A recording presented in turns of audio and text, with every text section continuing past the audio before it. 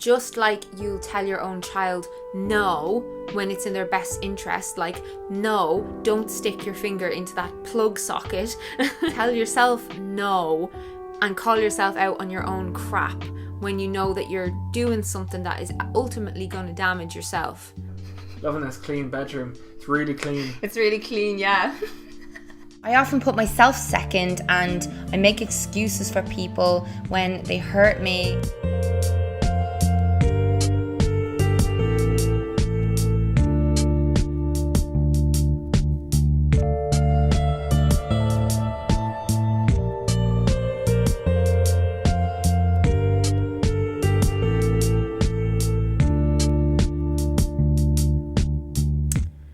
I'd go so far as to say that self-love is the only antidote to the madness of existence, of being alive. For way too many years, I didn't love myself or care for myself and my own needs.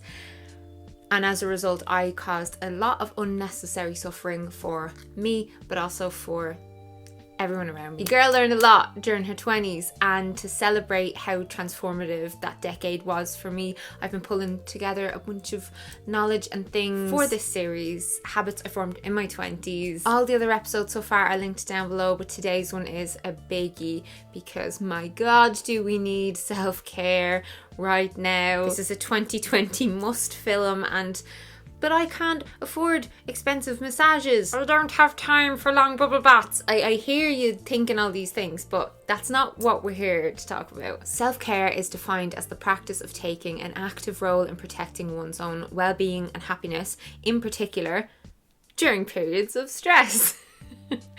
And thumbs up if this year brought you a fresh slice of stress.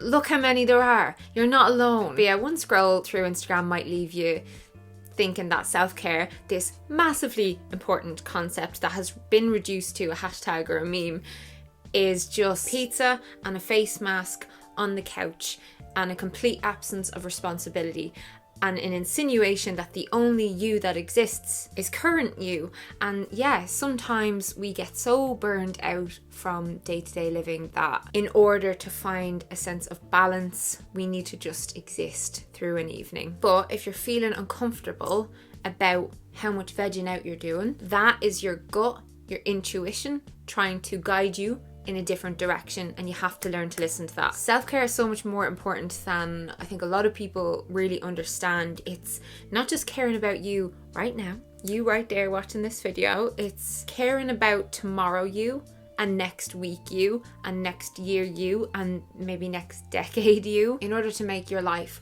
more simple and just better in general for you and the people around you. In this video, we're going to cover physical, social, emotional, practical, and spiritual self-care. And I want you to leave this realizing that you need to treat yourself like you'd treat another person that you deeply care about. This concept isn't only about feeling better or becoming more successful or ignoring your problems. It's putting yourself in a position to make the world an easier and better place instead of a worse place. Before we start, I want you to think about somebody that you really, really love. Really just take a minute to think about how you speak to them, how you encourage them, how you advise them, how you listen to them, how you act toward them. I believe we all need to take steps toward treating ourselves in that way, doing that in spite of how bad we might feel about ourselves on any given day, because we all have those days. But the thing is,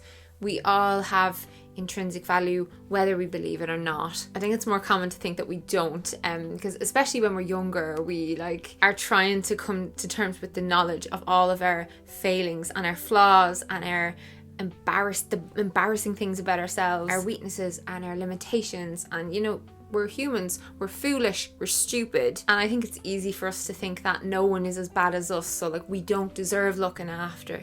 But again, think about someone that you deeply care about and that you love. They're flawed too. They're not perfect. It's universal to be imperfect, and that doesn't mean that we should self-destruct. First, we're going to dive into physical self-care, and this is the branch of the self-care tree that most people, I think, are aware of. I think that's what most people think about when they think about self-care. So at 21, 10 years ago, I was on a weight loss journey. I lost about 60 pounds on the advice of my doctor. I was very, very, very unhealthy. I was miserable. I was in pain. I was constantly exhausted, constantly in and out of the doctors. And I was in a process of trying a new healthy food every week and trying to introduce myself to exercise and what that feels like. And I was learning to cook. And, you know, this whole physical self-care branch of the tree, it's all about exercising, it's about nourishing foods, it's about getting enough sleep, it's about drinking enough water. I do have episodes of this series all about food and exercise, but I can't put into words how important these things are in terms of how you feel on a day-to-day basis. You know, I'm pregnant right now. I'm almost 9 months pregnant while I'm filming this video, and I'm thinking about the child that I'm going to have, about how I will care for that child. You know, I want to give them nutritious food and not McDonald's 3 times a day. And I will be encouraging them to go out and play and get fresh air and bond with nature and not sit on the couch all day watching TV. I want them to move well and to sleep well. And so obviously I'm going to encourage them to do things that'll make it as likely as possible that this child will turn out well, and, you know, it will positively contribute and it will feel great, and that'll involve discipline. It will not be all sunshine and roses and taking the easy road and putting the head in the sand, you know. That's the attitude that you have for someone that you genuinely care about. I think the word care, it's very falsely represented nowadays with this constant like treat yourself, you know. But then, yeah, like if I was in a restaurant, I'd want my kid to have a nice bit of cake. Same way when I go to a restaurant, I'll get dessert. Total rigidity isn't care. And you know, I wouldn't want my child to go hungry, so I never let myself go hungry. If you understand that concept, it can help so many different mental health issues. Sometimes self-care means exercising when you would rather do literally anything else, because when you're done, you'll feel accomplished, you'll feel strong, you'll feel full of good hormones. Because self-care is often about putting a long-term goal ahead of short-term pleasure or relief. And like walking, for example, walking is something that I started to do in my early 20s, and I've kept this habit up to this day. I always push myself to go out for walks, even if it's raining. And it changed my life, you know, if I go out for 10 minutes or an hour, if I go along a known route or through some forgotten forest. Making that choice in a conscious and a purposeful way has so many magical benefits for your physical health and your mental health by de-stressing you and like flooding your cells with oxygen. And then sleep, like if I don't prioritize sleep, I suffer in all of the ways. Routine is important, and winding down after a busy day, spending quality time on yourself can help you to actually sleep better. My bedtime routine involves cups of tea and catching up with my husband on our work, how our work day went or whatever, just connecting, watching a show, putting the phone down when I can, and skincare, sometimes a nice face massage. That's like, I've got videos all about those things. And body care as well, before I get my pregnant body into the bed and comfortable with all of the pillows propping me up in the right places. I love the ritual of all of these things leading up to getting into bed. Mindfully moisturizing is a lovely way to relax, and I've got a little sponsor here because I've been testing this product out for a couple of months, and I have actually used Dove's Gradual Tanners for years, but they have a new one, the Summer Revived Body Mousse, and it's great because it has no colour, meaning like it doesn't stain your pajamas or your sheets, and it moisturizes your skin for up to 48 hours. And like while I'm applying it, I always know I'm gonna wake up with that faked pregnancy glow people keep commenting on and complimenting me on, you know. it's fake. It's really nice then just climbing into bed knowing I've set aside a bit of time for myself and that I'm going to wake up with soft, sun-kissed looking skin. And you know me, if you follow this channel, you know I love my beauty routines.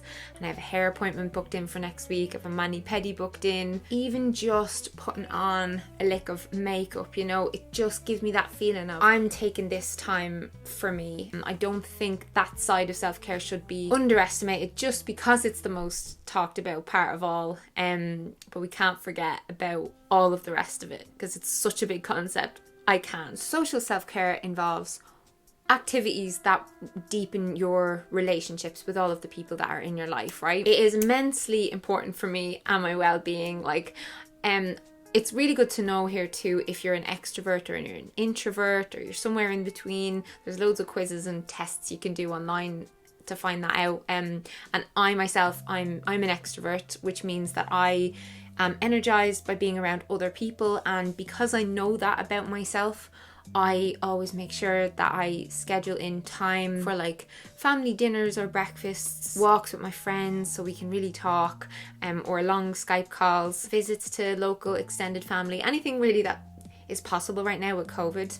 COVID's making it a bit difficult for the extroverts out here. A big element of social self-care for me is constantly reminding myself and understanding the more positive and supportive the people that you spend the most time around are, the better you're going to feel. And a lot of people say stuff like, oh, we turn out most like the 5 people we spend the most time around. I don't think it's like that black and white, but I know that the people that are in your immediate network, in your circles and in your space all the time, they have such a huge impact on you. And in my 20s, part of my social self-care routine unfortunately involved distancing myself from certain people. Didn't mean cutting them out entirely, didn't mean having a big fight, nothing like that, just, you know, building walls between me and people who I felt maybe encouraged parts of myself that I wanted to part ways with, brought out sides of me that I didn't really like, you know, or wanted to change. I wanted to spend time around people who cared about their health, cared about having, you know, interesting conversations and not just gossiping all the time. People that were glass half full. And not only did I look out for more of these kinds of people, but I worked on becoming one of those kinds of people so that I could then influence the people around me to be more like that. And it works that way too. So the better that you are at all your stuff, that will have a ripple effect again into your own circle. And then emotional self-care. This is all about, you know, stuff like allowing yourself to actually feel your emotions and not repress them so that they then explode out of you someday. It's feeling them without judgment or embarrassment or guilt. Acknowledging like who you really are and how you really feel and what you really think. This takes a long time. Stuff like being able to say no. That was something I found really difficult for my early 20s anyway. Just like, no, I don't want to go out. No, I don't want to be with you anymore. No, I can't take on that extra work because I am wrecked and I'll be spreading myself way too thin. And I'd always end up feeling really burned out. So it's that one's really important. And stuff like forming healthy boundaries. Oh my God, massive. So, you know, we decide what energy to allow into our lives and who we follow on social media, for example. And this goes from right down to like what comments I will delete. Like, you know, if someone's just trying to start a fight, gone. Got right up to what I am and am okay with in my marriage. So an example of a boundary within my marriage would be that if we have a problem, that we go to one another to sort it out before we'll go and kind of gossip about it with someone else. Like, we'll try and sort that out before we talk to anyone else about the issue. Everyone has really different boundaries. Some have much stricter boundaries or looser boundaries. Other people do it differently. It doesn't matter because your boundaries are your boundaries. And I used to be such a big pushover in my 20s, really bad. One of the best friends that I ever had stared me straight in the face and told me that I was being a doormat. That's what a good friend will do. That's caring for a friend, you know. it's wanting to help them grow, and it's not just kind of going along with things and not saying what's really on your mind. I learned my lessons, you know. And even stuff under emotional is like asking for help when you need it, accepting compliments, having self-respect, self-acceptance, and an ability to call yourself out on your bullshit. Imagine this. Imagine you're worried about your friend, right? Your friend has an ex and they keep logging into their social media because they have their passwords. After the relationship is broken, they're doing this to spy on their ex, right? Do you A, call them out on it? If you really care about them, you will. And you will tell them how disappointed you are and how wrong it is, and you'll make them see the light, right? If you shrug your shoulders and you're just like, oh, I'm not even bothered with confronting this person, then you're not really actively caring for that person at all. Just like you'll tell your own child no when it's in their best interest, like, no, don't stick your finger into that plug socket. You'll tell yourself no and call yourself out on your own crap when you know that you're doing something that is ultimately going to damage yourself. And yeah, under here we have like, you know, journaling and positive self-talk, you know, talking to yourself like you talk to someone that you love, and writing down all of your thoughts to just get them all out and work through your emotions. There's so much. And that all of that is self-care too. Then, my friends, we have practical self-care, and this is the shit that no one wants to do. This is the stuff that takes the stress off of future you, but, well, even your current self. But it's just like, well, this is where I fall flat. Now, I know people who are probably amazing at this stuff, like my friend Hannah Witten. She's probably really great at the practical self-care stuff. So it's like organizing, cleaning, because the space around you really is reflective of your mind. Oh, my room, when I was really depressed, when I was about, you know, around 1920, my whole bedroom was, I wouldn't even sleep in it. I would sleep on the couch. My whole bedroom was like piles and piles of crap, and I just never ever saw any value in organizing or cleaning or anything like that, because at that time of my life I didn't see any value, or like I didn't even know I had an ability to change my brain. Your whole life can change if you set up your kind of immediate space in a way that can better facilitate your life and not serve as an obstacle to everything. And then there's, you know, budgeting and making to-do lists and scheduling out your time, and like my husband is amazing at all this stuff, so I have actually gotten better at it because of him. It's stuff like, if you have to go to the dentist, you need a dental checkup, it's like booking that in. That's self-care as well. Just washing your damn clothes. You know, when I was 20 years old, instead of just washing my underwear, I would buy a packet of underwear, wear them, throw them in the big pile of never washes, and then I would just buy another packet. And I was so wasteful. I was just a disaster zone. And yeah, sometimes like this form of self-care means staying up all night to pass an exam, to take stress away from your future self by enabling yourself to get that degree that you will need for your career, so you don't have to repeat, and then you can pass your exam and celebrate at the weekend. And obviously that's in conflict with the sleep stuff that I talked about earlier, but you know, life is not just clean cut, and there are times of immense struggle where we have to adapt and adjust things for the greater good. But yeah, on this one, just really do spend some time on your space. We recently did up our whole like living area, and we didn't even spend that much money, but we just like planned it out, sourced out things that would make the atmosphere really nice, you know, an oil burner, a bean bag, favorite books on display, photographs of people we love on the wall, pictures that represent us and things we like. We burn incense, you know, and this area enables us to get stuff done and to relax and to wind down and to tune out when we need to. So it serves our life in a positive way. Spiritual self-care is the last one, and this isn't just for religious people at all. This type of self-care involves any activities that we use to kind of feel more connected to the world around us, and some would say to engage with a higher power, and for some that's like the universe, and for some that's a god, or it might be just all living things. It does help us to find a sense of meaning in our lives. Think guided meditations. I'll link one below that I made. It's on private. It was just for a certain group of people who watched a certain video of mine, but they left really good feedback. So I'll link that down below if you wanted to listen to me doing a guided meditation. Think like doing good deeds, you know, donating to charity, volunteering, that kind of thing.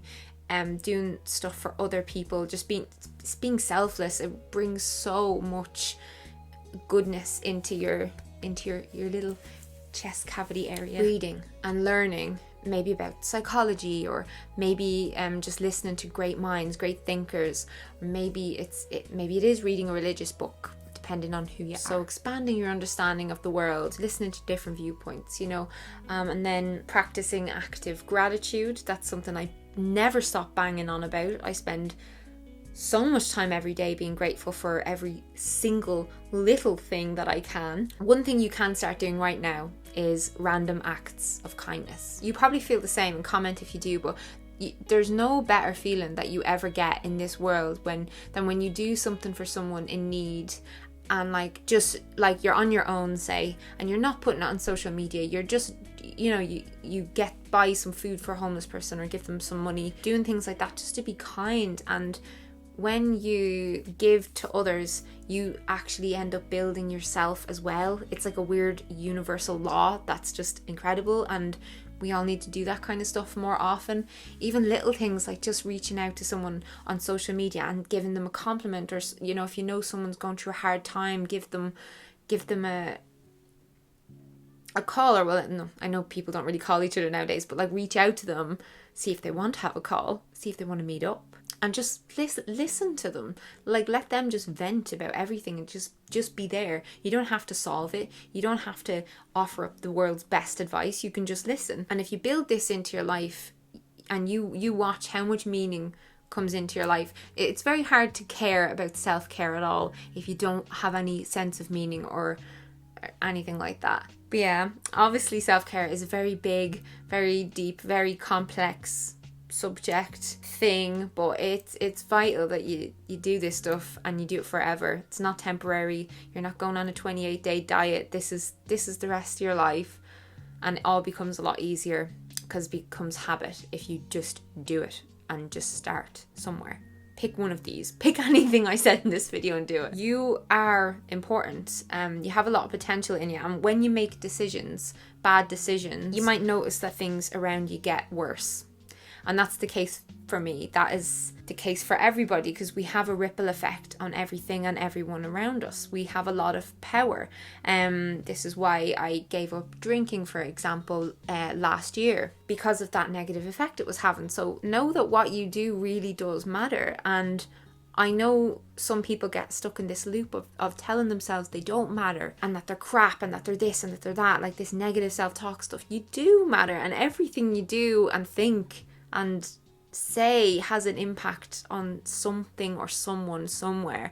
So I just hope this video was helpful. I know it was a lot, but this has been one of my most requested episodes of this whole series, and big thanks to Dove for sponsoring it as well. You're welcome. Excuse me, Siri, stop listening to me.